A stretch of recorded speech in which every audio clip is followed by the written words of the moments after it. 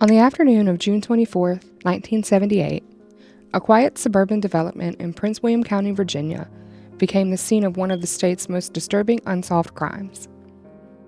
3 young women arrived at work expecting an ordinary Saturday, but by that evening, all 3 would be found dead inside a model home sales trailer, each executed with a single gunshot to the back of the head.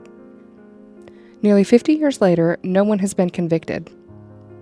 Investigators have spent decades chasing leads, interviewing witnesses, and revisiting evidence with advances in forensic science. At various points, investigators have even suggested they believe they know who committed the murders, but without enough evidence to bring the case to trial, it remains open. This is the story of the Dale City triple murder.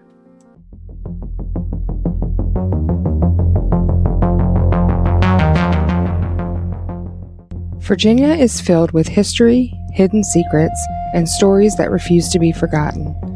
Across small towns, winding back roads, and quiet communities, some mysteries remain unsolved, waiting for answers that may never come. Come along as I reopen the files, retrace the evidence, and explore the unanswered questions behind the Commonwealth's most chilling unsolved crimes.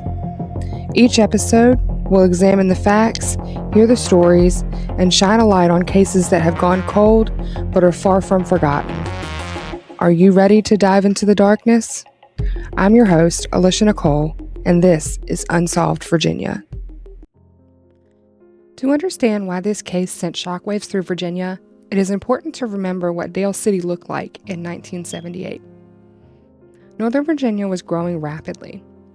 New neighborhoods stretched further into Prince William County every year. Families were moving from Washington, D.C., attracted by affordable homes and quiet streets. Developers raced to keep up with demand. One of those developers featured a Ryland Home sales office operating out of a temporary trailer where prospective buyers could stop in, browse floor plans, and speak with sales representatives. It was a peaceful setting, the kind of place where people expected to discuss mortgages, not murder. Working that Saturday were 25-year-old Sharon Lake and 23-year-old Deborah Frank. Joining them for her very first day on the job was 17-year-old Karen Scarbrough, who had recently graduated from high school. Friends described the 3 women as friendly, hardworking, and optimistic. Karen Scarbrough was just beginning adulthood. She was 17 years old and had just graduated from Stafford High School only a week before she was killed. On June 24th, she was working the first day of her first job as a receptionist. According to interviews with her family published days after the murder, she lived with her parents in the Fredericksburg area of Virginia. Her father worked as a supervisor for Washington's new metro system, and the family had moved to the area not long before the murders. She was excited about earning her own money and was reportedly saving to buy a car. Her starting pay was $3.50 per hour, and she joked with her older sister that soon she'd be making more money than her. She was described as academically serious, independent, and meticulous about her appearance. Her family said she dreamed of becoming a flight attendant and traveling the world. She loved animals, in particular her Siberian husky named Pola. Sharon Lake was 25 years old when she was murdered. Unlike Karen, who was just beginning her adult life, Sharon was already building a career and a family. She was a first-grade teacher at Occoquan Elementary School and was widely praised by colleagues for her dedication to her students. She had recently moved to the Washington area from Louisiana, where she had also been teaching. Her and her husband, Calvin, had just purchased a home in Dale City, only about a mile from the sales trailer where she was killed. Her principal described her as an exceptional first-grade teacher who devoted herself not only to her students but also to the parents. Deborah Frank was 23 years old when she was killed, and in many ways she was at a transitional point in her life. She had recently married and moved to Northern Virginia, and she was actively looking for a home where she and her husband could settle down. Deborah and her husband Sandy lived in Alexandria, Virginia. Fewer details are known about Deborah, but what I could find is that her husband worked as a civilian mathematician at the Air Force Data Services Center in the Pentagon. Sharon Lake's husband also worked there, and because of that, the two couples became friends. Deborah worked for the consulting company BDM Corporation in McLean.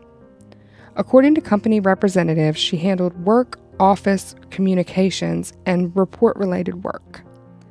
Investigators found no evidence that her employment involved classified information or provided a motive for the crime. All three women lived normal lives, so naturally, none of them could have imagined what was about to happen. Saturday afternoons were typically busy. Customers wandered through model homes and discussed floor plans while children played outside. Sales representatives welcomed strangers every day, but that openness would prove tragically dangerous. Investigators believe the killer entered the sales trailer sometime during the late afternoon. Exactly what happened inside remains unknown. There were no surviving witnesses, no recorded confrontation, no detailed timeline of the killer's movements. But evidence suggests the women were brought under the attacker's control rather than immediately shot. At some point, each victim was forced into a position where escape became impossible. Then, one by one, they were executed. Each suffered a single gunshot wound to the back of the head. The precision of the killings immediately caught investigators' attention. This wasn't a chaotic struggle. It wasn't a crime fueled by sudden rage. It appeared to be organized, methodical, cold. When someone finally entered the trailer later that evening, they discovered a horrifying scene. All three women lay dead inside. The community was stunned. Triple homicides were rare anywhere in Virginia. An execution-style triple homicide in the middle of a suburban housing development was almost unimaginable. So naturally, news spread quickly across northern Virginia. Residents locked their doors. Parents worried about their children. Potential homebuyers stayed away from the development, and police flooded the area. Detectives from Prince William County launched what quickly became the largest homicide investigation in the county's history. Crime scene technicians photographed every inch of the trailer. They also searched for fingerprints and collected ballistic evidence. During the crime scene analysis, they were also able to document some footprints. Detectives also interviewed neighbors and canvassed nearby construction crews. Anyone who had been in the area that Saturday became a potential witness. Police quickly ruled out several possibilities. Despite reports that some cash and personal belongings were missing, investigators never became convinced robbery was the primary motive. The amount taken appeared relatively minor. If theft had been the goal, why execute 3 victims? Why not simply flee? The lack of sexual assault also complicated the investigation. Many multiple victim crimes involving women included a sexual motive, but not this one. Instead, detectives were left with a crime that seemed unusually controlled. Whoever committed the murders appeared focused on eliminating witnesses. The weapon itself offered few immediate answers. Authorities publicly identified it as a handgun, but many details about the ballistics were withheld. Investigators hoped keeping certain facts secret would help distinguish genuine confessions from false ones. As days turned into weeks, detectives interviewed hundreds of people: former employees, construction workers, nearby residents, known offenders living in Northern Virginia, and even customers who had visited the sales office. No lead was considered too small. One witness reportedly described seeing a man leaving the sales trailer during the estimated time of the murders. Unfortunately, the description was too vague to produce an arrest. Another challenge was timing. The murders occurred during business hours. People were constantly coming and going from the development. Any unfamiliar face could easily blend into the steady stream of visitors. The investigation expanded beyond Prince William County. Law enforcement agencies throughout Virginia compared similar crimes. The FBI even became involved. Detectives examined unsolved murders across the East Coast looking for patterns. Were these killings connected to another case? Had the same offender struck elsewhere? Yet no definitive link emerged. As months became years, theories multiplied. Some investigators wondered whether the victims had unknowingly encountered someone with experience committing violent crimes.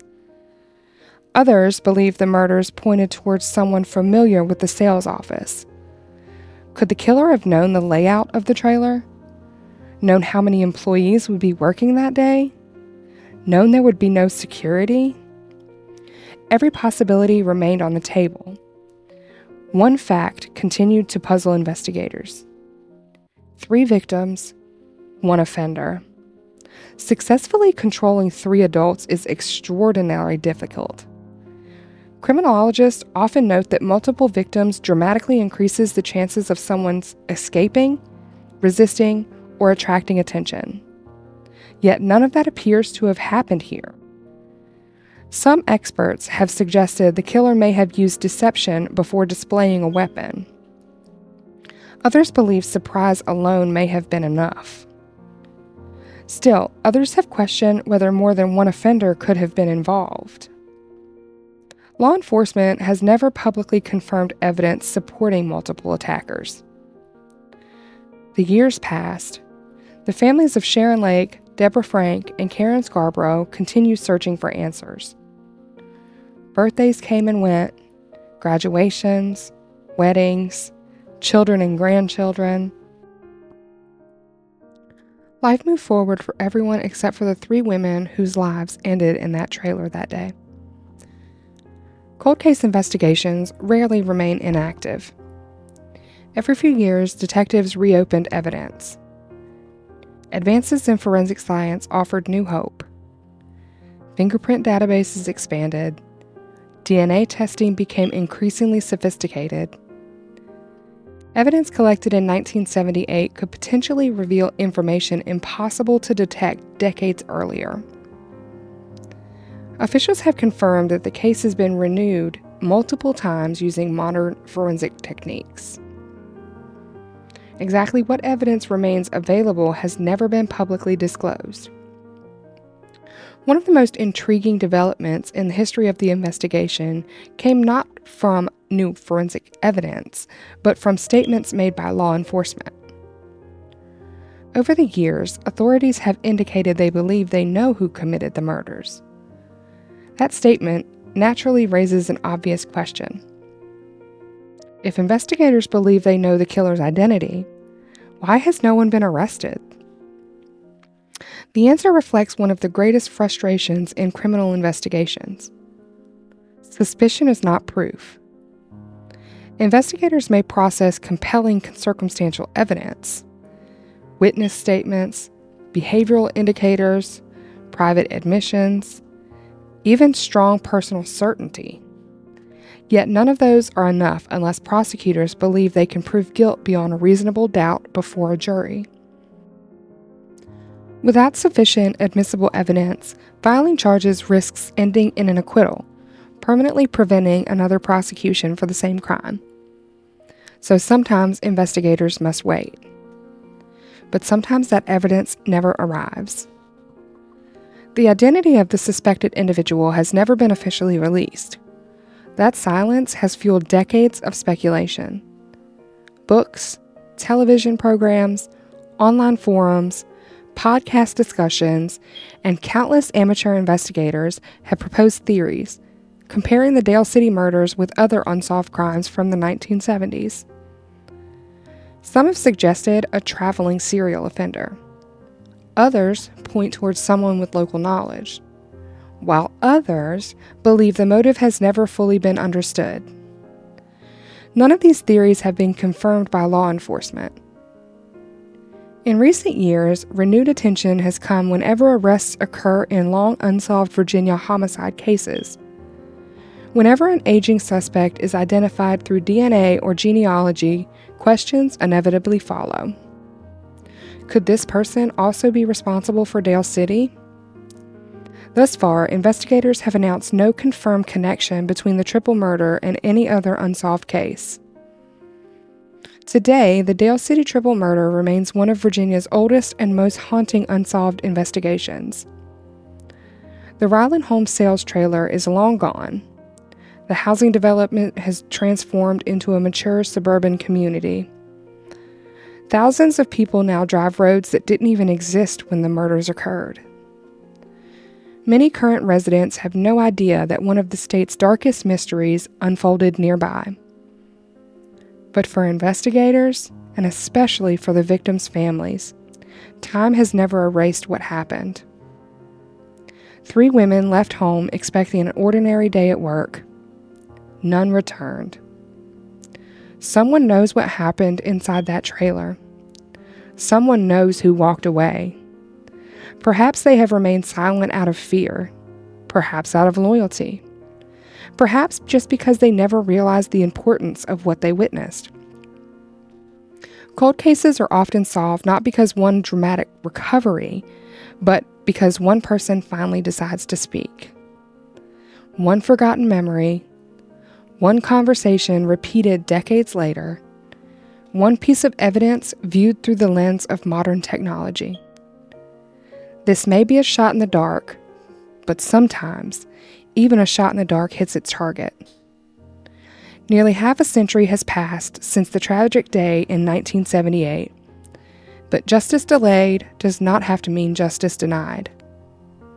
Until answers emerge, the names Sharon Lake, Deborah Frank, and Karen Scarbrough remain at the center of one of Virginia's greatest unsolved mysteries.